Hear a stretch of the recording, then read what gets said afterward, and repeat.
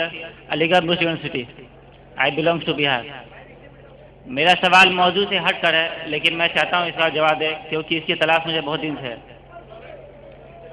اگر تقدیر کا فیصلہ اللہ ہی کے ہاتھ میں ہے، کسی کو ہدایت دینا نہ دینا، گمراہ کرنا، تو پھر دعوت کام ہم کیوں کرتے ہیں؟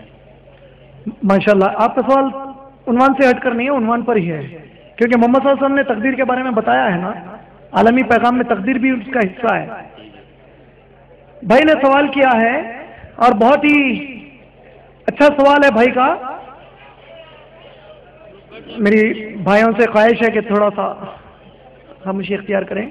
بھائی نے پوچھا ہے کہ جب اللہ سبحانہ و تعالیٰ نے ہدایت دینا اور نہ دینا یہ مقدر کا حصہ بنا دیا ہے تو پھر ہم لوگ دعوت کا کام کیوں کریں؟ یہی آپ کا سوال ہے.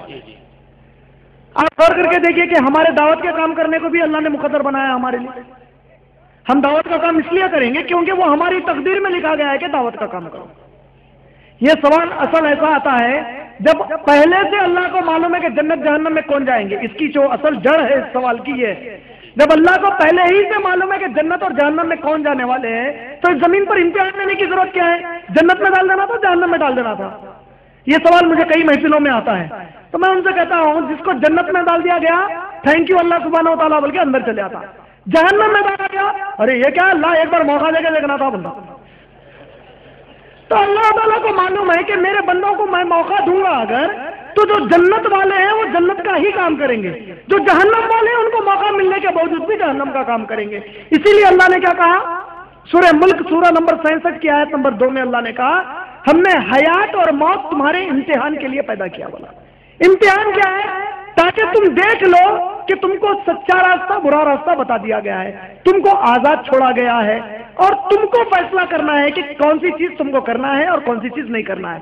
ہم مسلمان کیا کرتے ہیں جانتے ہیں آپ لوگ؟ ہم ہماری پوری بھاگ دوڑ روزی روٹی کے لیے کرتے ہیں. روزی روٹی اللہ کی طرف سے طے ہے کہ نہیں ہے؟ کسی کا اس پر ایمان کچھ کمزور ہے یا نہیں ہے؟ نہیں ہے، ایمان نہیں ہے. ایک دانہ بڑھ کر روزی کا نہیں کما سکتے. اللہ کے نبی کہتے ہیں جو بندے کے یہ تقدیر میں رزق لکھا گیا ہے رزق اس بندے کو تلاش کرتے پھرتا ہے. یہ حدیث میں کئی بار سوچتا تھا اس کا کیا معنی ہوگا. ایک مرتبہ سمجھ میں آیا ماشاءاللہ سے. جو چاول آپ کھاتے ہیں کبھی آپ نے سوچا ہے کہ وہ چاول کا دانہ کون سے کھیت میں اگا ہے؟ جو روٹی کھاتے ہیں وہ گیہوں کس کھیت میں اگی ہے؟ جو ٹماٹر پیاز کھاتے ہیں کس کھیت میں اگے ہیں؟ کہاں سے گزر کر آپ کے پیٹ میں آئے ہیں؟ اس دانے کو حکم تھا کہ یہ بندے کن پہنچنا ہے وہ فکر میں آتا ہے ہمارے پاس. اللہ نے طے کیا کیا؟ طے کیا ہوا کیا ہے ہمارے لیے؟ ہمارا رزق ہمارا مال طے ہے دنیا کا، ہے کہ نہیں؟ ایمان ہے.